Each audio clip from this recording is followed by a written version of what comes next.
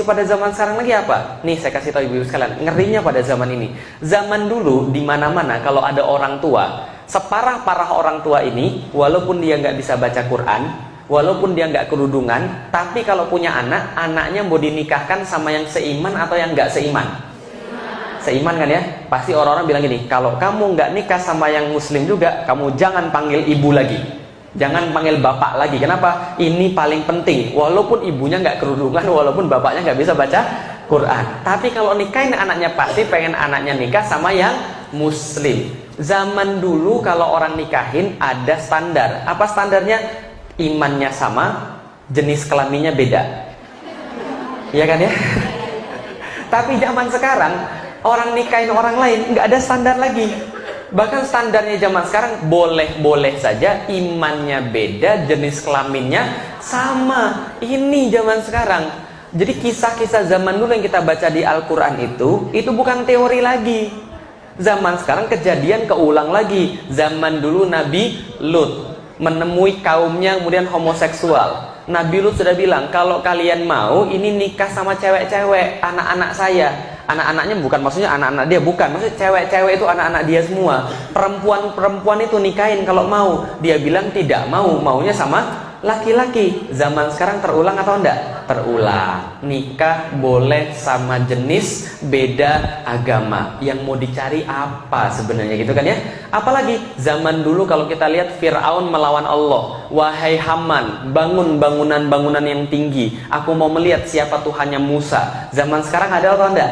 Ada. Orang merasa menyayangi Allah, orang merasa lebih pintar daripada Allah. Di atas hukum agama ada hukum konstitusi. Gitu kan ya? Maka ini salah satu contoh orang yang merasa sudah kayak Fir'aun, sudah merasa lebih tahu daripada Allah. Pertanyaannya, agama-agama orang-orang yang saya dari tadi cerita, yang bunuh pacarnya, yang bunuh mantan pacarnya, yang bunuh ibunya ketika nggak boleh beli motor, itu agamanya apa?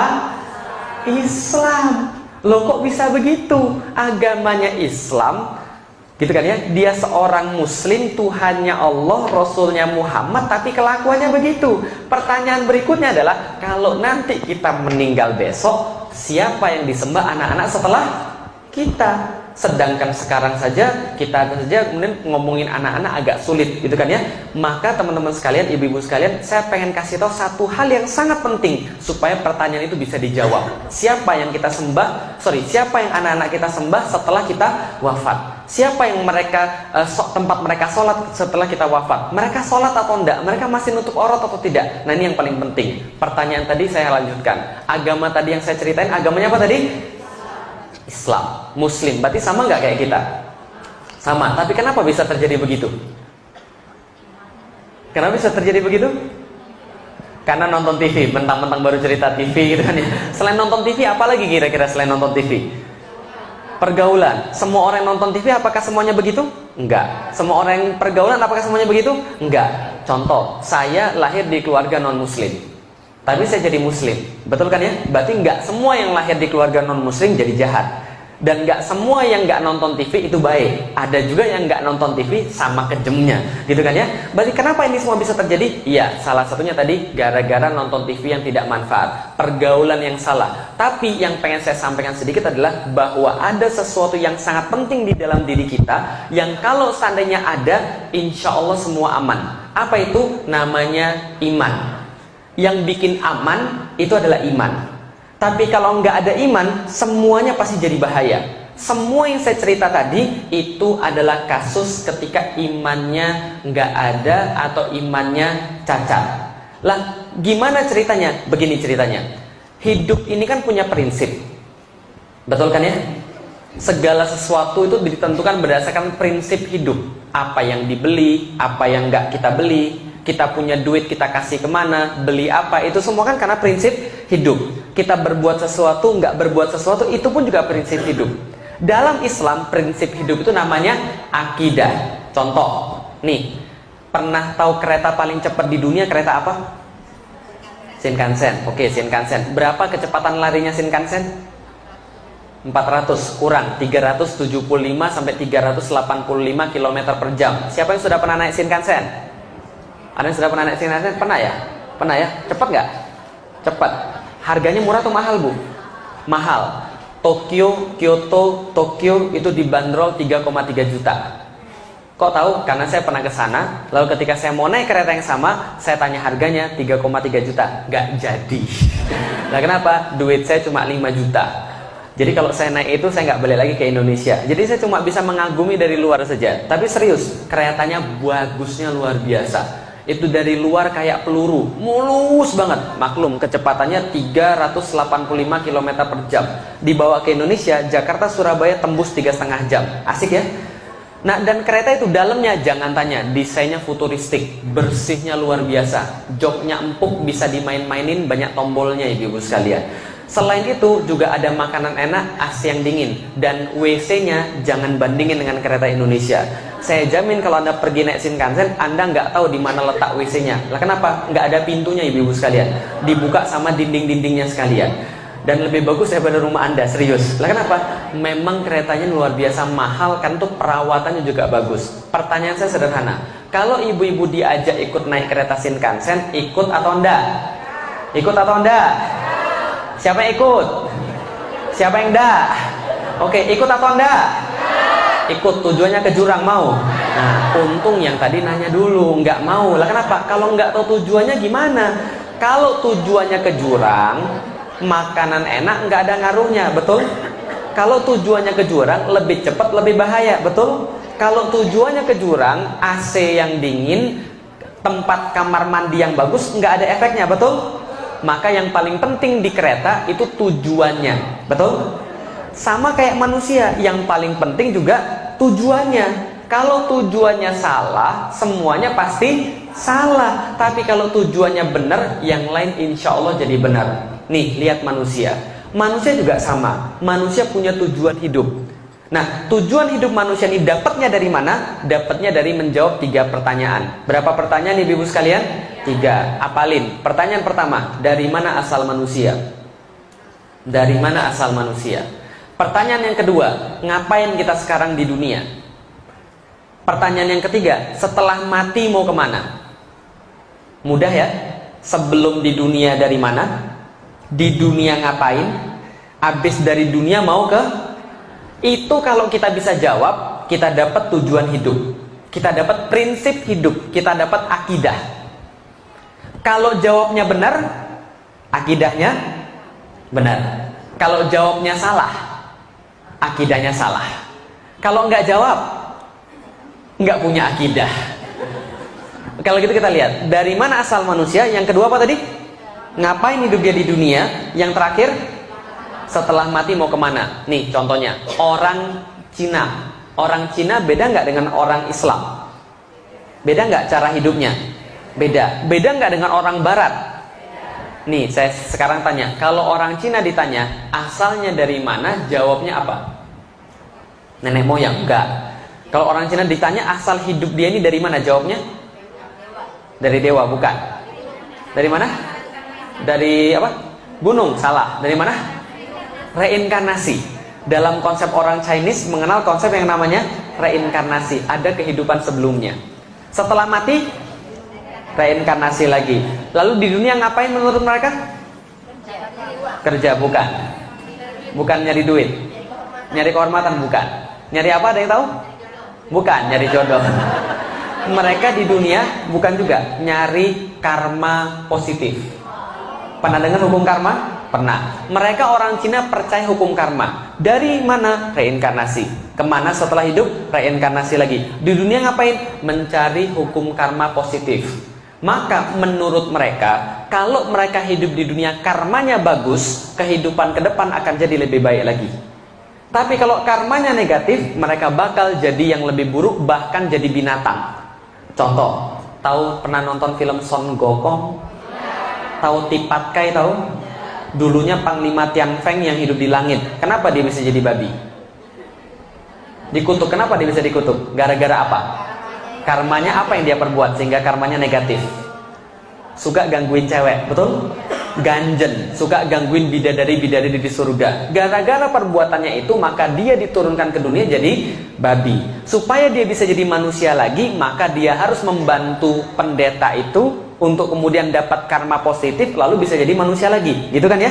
Contoh lagi, kalau orang Cina ngelihat ular lagi diem ngelingkar, itu bukan lagi diem abis makan, bukan, tapi lagi bertapa supaya besok bisa jadi manusia. Pai Sucen, siluman ular putih, gitu kan ya? Pernah nonton kan ya? Nah, ini salah satu keyakinan orang Cina. Maka orang Cina ketika dia di dunia berbuat baik karena dia meyakini karma. Dia tidak berbuat buruk bukan karena pahala dan siksa, bukan, tapi karena karma. Contoh, bapak saya pernah saya tanya, kenapa bapak saya berbuat jujur ketika berdagang? Kenapa dia kemudian tidak pernah nyakitin orang? Dia bilang, supaya saya dan kamu nggak kebagian karma negatif. Paham ya? Karena kalau saya berbuat buruk, nanti keluarga saya nanti susah. Nanti saya susah. Sebaliknya saya pernah nanya sama nenek saya, Nek, kenapa hidup kita sekarang susah? Makannya telur setiap hari, itu pun bagi 8. Kita nggak pernah bisa beli ayam kayak sebelah. Kita nggak bisa beli daging kayak tetangga. Kenapa hidup kita susah? Nenek saya bilang, Lik, mungkin dulu karmamu negatif. Mungkin dulu kamu sering berbuat jahat di kehidupan masa lalu, sehingga sekarang kamu harus nanggung karmanya. Saya bilang, kurang ajar kehidupan saya di masa lalu. Yang berbuat jahat, yang enak, saya harus nanggung siksanya, gitu kan ya. Nggak enak banget saya. Maka kadang-kadang kalau kita melihat, tapi itulah yang diyakini oleh orang Cina. Maka orang Cina ketika berbuat sesuatu itu karena karma, itu saja, bukan karena ada Tuhan. Bisa dipahami Ibu sekalian. Baiknya sama, tapi penyebab niatnya beda. Contoh lagi, itu kalau orang Cina, orang Barat, orang Eropa, orang Amerika, ditanya dari mana asalnya, jawabnya enggak, karma. Bukan karma, itu dia nggak percaya karma. Dari mana asalnya? Tanah, bukan. Dari mana asal mereka kalau mereka ditanya? Dari Tuhan.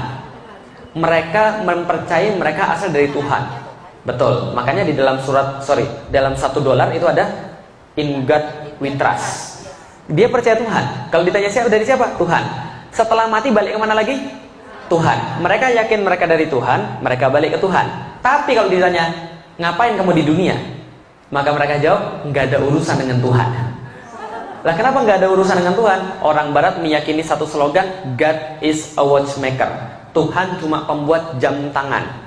Kalau jam tangan sudah jalan, silakan jalan sampai mati baru balik lagi ke pabrik. Paham ya?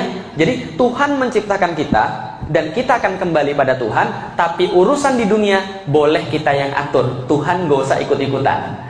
Maka mereka mengenal berikan hak Tuhan dan hak raja. Maka di dalam agama orang-orang yang Barat itu, agama nggak penting dalam kehidupan dunia. Maka KTP mereka itu selalu tidak punya ID-nya agama, nggak punya.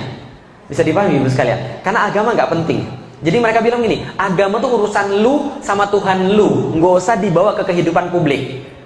Makanya kalau di Amerika orang mau nanya agama itu hati-hati banget, karena itu urusan privat. Saya pernah ketika di Amerika, orang mau nanya agama ribet banget.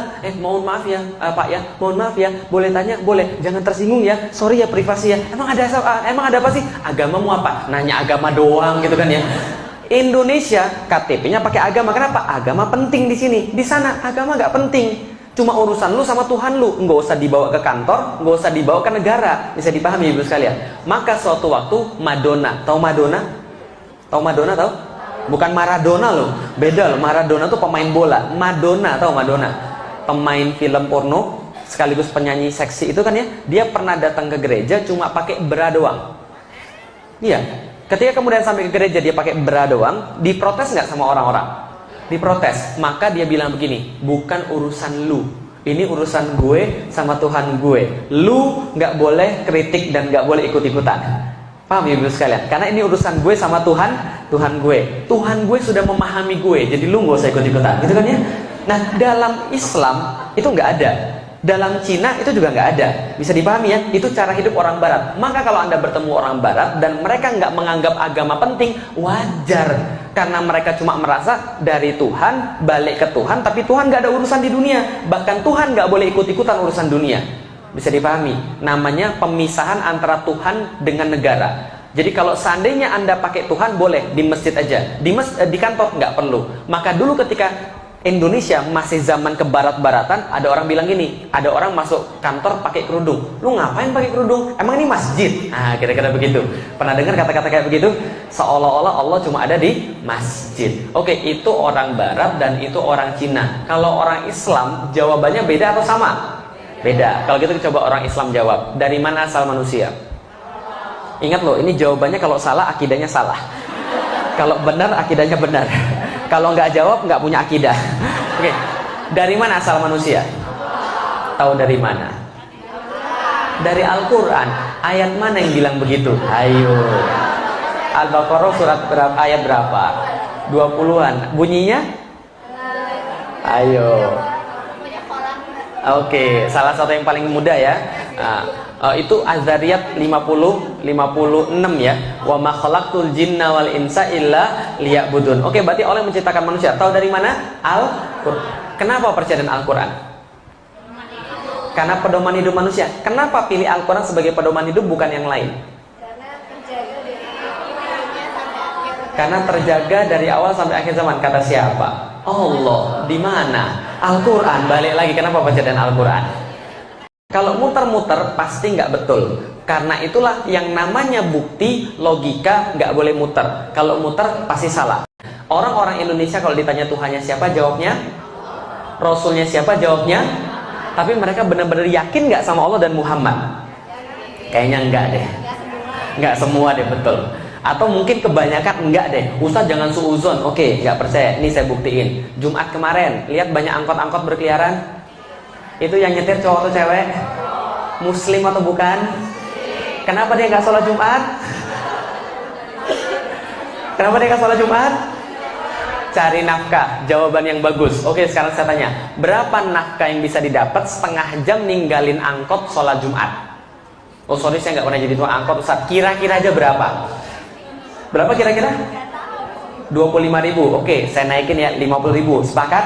Sepakat. 50.000 taruhlah dia dapat. Berarti dalam kepala dia kira-kira mikirnya begini. Saya tahu sholat Jumat wajib. Saya tahu Tuhan saya adalah Allah. Dan Allah yang wajibin saya sholat Jumat. Tapi ketika ditawarkan antara kepercayaan dia dengan Allah dengan 50.000, yang dia pilih apa? Berarti harga keyakinan dia terhadap Allah bisa diganti dengan duit.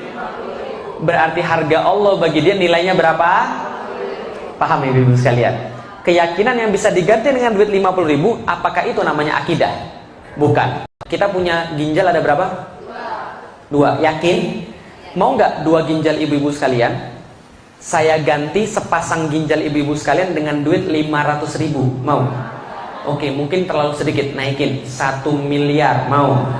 Naikin lagi 1,5 miliar. Mau? Tawaran terakhir 2 miliar. Deal or no deal? Kenapa nggak mau? Percuma, mati.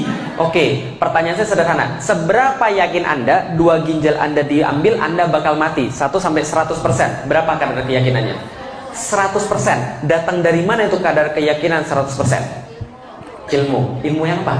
Ilmu apa? Ustadz, walaupun saya ini bukan dokter Ustadz, saya kenal dokter Ustadz, dan dokter itu sudah belajar ilmu biologi, dan dia kasih tahu saya kalau ginjal itu nggak ada dua-duanya pasti mati, makanya nggak mau diganti berapapun. Betul? Catat, ilmu yang menghasilkan keyakinan. Yang kedua, Ustadz, saya punya teman Ustadz, ginjalnya tinggal 1, itu aja setengah mati Ustadz, apalagi dua-duanya nggak ada, ya matilah. Bukti. 2, catat, ilmu, bukti, itu yang menghasilkan keyakinan. Ketika ilmu dan bukti bertambah banyak, maka semakin kuat keyakinan. Ketika dia satu titik dia bertambah banyak dan bertambah kuat, dia jadi 100% yang tidak mungkin bisa diganti dengan apapun. Bisa dipahami ibu sekalian? Contoh, Nabi Ibrahim mau dibakar, ditumpuk kayu, dinyalakan api sebesar bukit, dia mau dibakar, dia santai atau takut? Kenapa dia santai? Dia nggak tahu api itu panas. Tahu nggak api itu panas? 1 sampai 100%. Berapa persen Nabi Ibrahim tahu api itu panas? 100. Tapi kenapa dia santai aja? Yakin. Dia sudah punya ilmu, dia sudah punya bukti, Allah itu pasti ada. Maka cara mikir dia bukan lagi cara mikir orang biasa, bukan lagi cara pikir tukang angkot. Tapi cara mikir dia adalah gini cara mikirnya. Saya tahu api itu panas, tapi saya lebih punya bukti dan ilmu Allah itu ada, dan Allah yang menguasai api itu. Berarti kalau Allah pengen aku mati, nggak usah masuk api, aku juga bisa dimatiin. Tapi kalau Allah belum pengen aku mati, api tidak akan menyengsarakan saya sekali-kali. Betul? Maka dia santai aja. Pertanyaan saya, kalau tukang angkot tadi yang nggak sholat Jumat demi 50.000, berarti keyakinannya sudah sama dengan Nabi Ibrahim atau belum? Berarti belum punya apa? Ilmu dan bukti. Betul begitu? Boleh cerita sedikit ibu-ibu sekalian? Ya kalau nggak boleh saya pulang aja ibu-ibu sekalian. SMP kelas 3 saya dapat asal manusia. Dari mana? SMP kelas 3 yang diajarin asal manusia dari monyet. Evolusi kan ya? Minimal evolusi mengatakan bahwa manusia dan monyet sama nenek moyangnya, kan gitu kan ya?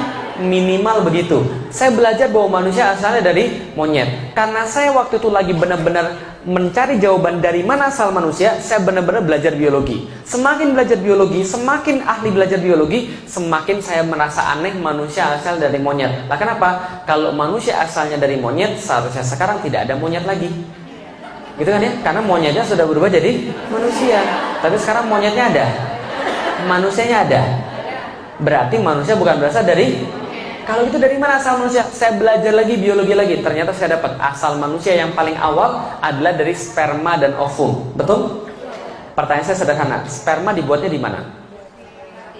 Tubuh laki-laki. Pernah dibuat dalam tubuh wanita? Enggak. Ada gunanya bagi laki-laki? Enggak ada. Saya laki-laki, saya tahu persis, nggak ada gunanya sama sekali.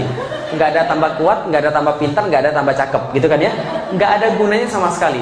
Satu-satu gunanya sperma, menurut konsensus biologi adalah masuk ke tempat ibu-ibu sekalian, membentuk individu baru, gitu kan ya? Membentuk anak yang baru. Itu satu-satunya gunanya, nggak ada guna yang lain. Pertanyaan saya sederhana. Pernah nggak dalam sejarah perspermaan ada cerita sperma keluar dari tubuh laki-laki, masuk dalam tubuh wanita, lalu balik lagi dalam tubuh laki-laki? Pernah? Enggak, berarti sperma tidak tahu apapun tentang dunia wanita, betul? Contoh, pernah pergi ke Skandinavia? Dengar aja baru. Kalau kita belum pernah pergi ke Skandinavia, wajar nggak kita nggak tahu jalur-jalur angkot di Skandinavia? Bahkan kita nggak tahu di situ ada angkot atau enggak gitu kan ya. Kalau orang belum pernah ke situ, wajar kecele. Tanya sama siapa tadi yang saya telepon? Ibu siapa? Yang saya telepon tadi untuk jalan pas ke sini? Ibu Rani ya. Ibu Rani saya telepon 2 kali tadi. Saya sudah dapat petunjuknya. Saya sudah dapat petunjuknya di SMS. Tapi ketika baca itu dan ketika ngelihat peta, saya tetap bingung. Lah kenapa? Karena tadi petunjuknya nggak spesifik. Maka saya tanya ketika saya ketemu pom bensin, Ibu ini pom bensinnya di sebelah mana? Sekarang ada mall di sebelah kanan saya. Jadi saya harus muter balik karena ada pom bensin yang belakang mall itu, atau saya harus lurus terus? Ibunya bilang, lurus terus Ustadz. Nanti ada ada pos polisi, lalu kemudian di sebelah kanannya ada pom bensin, baru nanti belok kiri. Lalu kemudian saya jalan lagi, ternyata ada pom bensin lagi. Saya telepon lagi, Ibu pom bensinnya yang apa? Pertamina atau selain Pertamina? Gitu kan ya? Oh enggak, bukan yang itu, lurus lagi yang Pertamina. Saya baru tahu, gitu kan ya? Ternyata saya, ini kok lama banget nih, macet lagi. Oh ternyata begitu. Oh setelah saya tahu, nah wajar. Saya nyari-nyari di sini, depan lapangan bola. Kalau saya banyak tanya, kalau saya kecelik ketika pertama kali kesini, wajar nggak? Karena saya nggak pernah kesini. Tapi sperma, balik lagi ke sperma, dia nggak pernah pergi ke tempat wanita, tapi dia tahu persis keadaan wanita kayak apa. Aneh nggak? Nih saya kasih tahu, cewek punya racun yang namanya racun asam. Racun asam ini terletak di gerbangnya wanita dan bisa bunuh barang-barang penyakit dalam waktu 2 detik. Bakteri, virus, habis dalam waktu 2 detik. Sperma masuk dalam perempuan, nggak siap-siap apa-apa, mati dalam waktu 2 detik. Dan sekali keluar sperma berapa banyak? Jutaan lebih. 500 juta rata-rata. Laki-laki rata-rata keluar sekali keluar 500 juta sperma. 500 juta sperma ini kalau masuk dalam tubuh perempuan tanpa persiapan, mati dalam waktu berapa? 2 detik. Apakah kejadiannya begini? Oke, 500 juta, baris, hitung 1, 2, 3, 4, 5, 5 juta. Serbu, pasukan pertama mati, kedua mati, ketiga mati, keempat mati, kelima mati. 500 juta, mati dalam waktu berapa lama tadi? 2 detik. Yang paling belakang mundur. Oh enggak, ini pembunuhan terbesar sepanjang sejarah. Gua nggak mau ikut-ikutan. Yang ini sudah pada mati. Dia akhirnya ambil kemudian contoh racun, dia balik lagi pada komandan. Pak komandan lapor. Lah kenapa? Saya bawa contoh racunnya sudah membunuh saudara kita 399 juta 999. Ini contoh racunnya kita buat, penawarnya kita balas dendam. Apa yang terjadi begitu? Enggak. Yang terjadi enggak begitu. Tapi yang terjadi adalah tatkala sperma masuk dalam tubuh perempuan, setiap daripada 500 juta sudah bawa penawar racun masing-masing. Dengan dosis yang sesuai, dengan jenis yang tepat. Pertanyaan saya ketika saya belajar biologi, ibu-ibu sekalian adalah dari mana mereka tahu di situ ada racun? Yang kedua, tahu dari mana jenis racunnya apa? Yang ketiga, bagaimana mensintesa penawar racunnya? Ada yang kuliah farmasi? Ada yang kuliah farmasi? Ada yang tahu berapa lama orang-orang perusahaan farmasi itu bikin obat buat manusia? Dengan infrastruktur yang baik, dengan contoh-contoh virus yang sudah apa tuh namanya? Ya pokoknya begitu, inilah diambil, diinokulasi dan sebagainya. Itu perlu waktu puluhan tahun. Ini di badan saya jangan-jangan ada laboratorium? Nggak ada. Tapi kenapa mereka bisa tahu? Itu pertanyaan saya. Yang kedua, nggak hanya itu halangannya. Yang kedua, cewek punya 2 pabrik, pabrik sebelah kiri dan pabrik sebelah kanan. Ketemuannya sperma sama ovum di mana? Rahim. Salah. Anak IPS, gitu kan ya. Kalau anak IPA jawabannya tuba falopi, gitu kan ya. Lorong sebelah kiri atau lorong sebelah kanan. Artinya sperma ketika masuk dalam tubuh perempuan, oke, racun lewat, serbu. Yang paling depan bilang, sebentar teman-teman sekalian, jangan terburu-buru. Lah kenapa? Terburu-buru perbuatan setan. Ini ada 2 jalur, yang mana yang kita pilih? Yang sebelah kiri atau sebelah kanan? Karena spermanya orang Indonesia, mereka bilang kita rapat dulu aja lah. Karena orang Indonesia demen rapat. Setelah rapat ada yang usul begini, Pak gini aja Pak, kita 50-50 aja Pak, 50 ke kiri, 50 ke kanan. Yang belakang bilang, saya nggak setuju 50-50 Pak, kita SD audience saja yang mana? Atau kalau friends sekalian? Enggak. Tapi yang terjadi sesungguhnya ibu-ibu sekalian, tatkala 500 juta sperma itu masuk dalam tubuh perempuan, mereka langsung tahu arah, langsung berlomba-lomba jadi yang paling cepat, paling kuat, paling hebat. Nggak nunggu yang lain lagi petunjuknya, semua sudah tahu arahnya, jadi yang paling cepat, paling kuat, paling hebat. Di antara 500 juta, yang paling cepat, paling kuat, paling hebat jadi Anda. Jadi Anda itu sudah pilihan di antara berapa? Yang paling bagus di antara 500 juta. Jadi jangan minta lagi yang lebih bagus lagi ya. Coba hidung saya lebih mancung, coba bibir saya lebih seksi. Itu nggak bersyukur dan tidak berterima kasih ibu sekalian. Nah kenapa? Karena kalau yang masuk nomor 2 bisa jadi lebih jelek lagi daripada itu ibu sekalian. Paham ya? Itu udah paling bagus itu. Nah pertanyaan saya ketika belajar biologi adalah, tahu dari mana dia bahwa arahnya tepat? Kenapa nggak pernah ada yang nyasar gitu kan ya? Ternyata setelah dilihat di biologi, ternyata anehnya adalah sperma itu mengambil sinyal yang dikeluarkan ovum. Sudah SMS-an. Ngeri nggak coba? Jadi ovum itu ketika keluar dari pabriknya ngeluarin sinyal, yang sinyalnya hanya bisa ditangkap oleh sperma. Aneh nggak ibu sekalian? Nih, saya punya HP, ibu-ibu punya HP. Ibu-ibu bisa ngubungin saya? Belum tentu, karena ibu-ibu nggak tahu nomor saya. Dan kalaupun tahu nomor saya, kalau nggak ada sinyal nggak bisa. Maka kalau orang bisa berhubungan ada 4 syarat. Ibu punya HP, saya punya HP, ada jaringannya. Yang keempat, tahu nomornya. Paham ibu sekalian? Ini sperma, kapan gantian nomor sama ovum? Nggak tahu. Tapi ternyata bisa ketemu. Ketika saya kemudian berpikir tentang ini, apa pikiran saya? Ini nggak mungkin kalau nggak ada Tuhan. Jangan-jangan Tuhan ini ada. Loh kok jangan-jangan Tuhan ada? Kan setelah keluar agama Katolik saya nggak percaya Tuhan. Tapi ketika berpikir begini, kayaknya nggak mungkin, kayaknya Tuhan ini ada. Apalagi yang bisa kita lihat? Nih lihat, bumi besar nggak? Besar. Bumi besar, ada 6,5 miliar manusia di bumi. Nggak usah bicara tentang planet-planet atau galaksi-galaksi yang lebih besar. Bumi aja, 6,5 miliar manusia berada di situ. Salah satunya Felix Xiao. Felix Xiao narik napas. Berapa detik? Berapa detik saya barusan narik napas tadi? 1-2 detik. Tapi yang terjadi dalam tubuh saya dalam waktu 2 detik tadi? Dalam waktu 2 detik tadi, yang terjadi dalam tubuh saya adalah ada sebagian besar oksigen yang saya ambil dari hidung saya, masuk ke dalam tenggorokan, masuk ke dalam bronkus, tersebar ke alveolus. Jutaan alveolus itu kemudian jadi terminal-terminal untuk kemudian diambil oksigen yang saya ambil dari udara tadi, menuju ke setiap sel-sel darah merah, diikat sama sel besi. Ketika diikat sama sel besi tadi, disebarkan ke seluruh tubuh saya dari kepala sampai ke ujung kaki, lewat pembuluh darah. Pembuluh darah ini saking panjangnya, kalau dijumlah, dihubungkan satu sama lain di badan saya ini, keliling bumi pun kalah, 40.000 km lebih. Dan setiap dia jalan itu kemudian dia sebarkan dalam setiap miliaran dalam sel-sel saya. Dan setiap sel ketika oksigen dimasuk, terjadi siklus glikolisis, siklus Krebs, transport elektron, yang SMP kita nggak pernah apal, betul begitu? Dan semua proses yang sangat rumit itu terjadi dalam waktu berapa? 2 detik. Itu baru proses pernafasan, belum sekresi, ekskresi, sistem saraf, kelenjar getah bening dan sebagainya. Dan di saat yang sama 6,5 miliar manusia melakukan hal yang sama. Di saat yang sama bumi nggak kalah rumit prosesnya. Arus laut, siklus cuaca, siklus air, siklus udara, segala macam yang sampai hari kiamat nggak akan bisa selesai dipelajari ibu sekalian. Semua itu terjadi dalam detik yang sama. Bumi berotasi pada porosnya, bawa bulan berotasi pada dia, sekaligus kemudian berevolusi. Di saat yang sama dia muter pada matahari. Di saat yang sama matahari bawa 7 biji planet-planet yang kayak begitu yang lain. Di saat yang sama bulan, bumi, matahari berputar pada sesuatu yang lain dengan orbit yang nggak pernah bergeser selama jutaan tahun, walaupun barang 1 senti pun, dan semuanya nggak pernah tabrakan. Mungkin nggak semua itu terjadi secara kebetulan? Maksud saya ngomong dari tadi sepanjang itu apa maksudnya? Tuhan nggak mungkin nggak ada. Paham ibu sekalian? Tuhan nggak mungkin nggak ada. Berarti saya tahu jawaban pertama sudah saya jawab SMP kelas 3. Saya punya jawaban, dari mana asal manusia? Pasti dari Tuhan.